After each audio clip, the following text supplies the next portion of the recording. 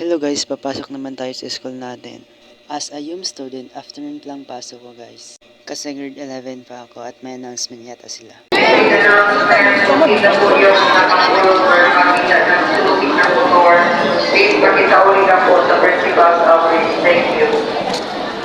First subject pala namin guys is MTech.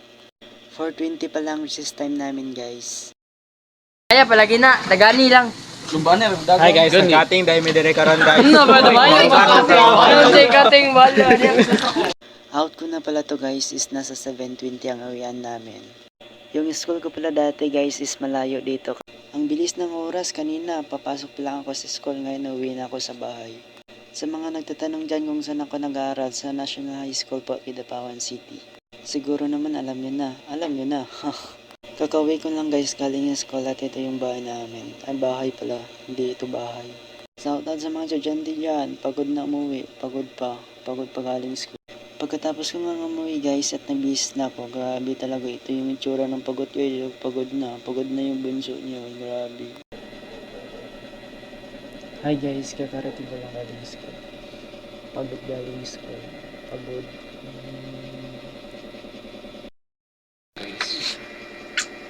Galing school. Hanggang dito na lang guys, bye bye!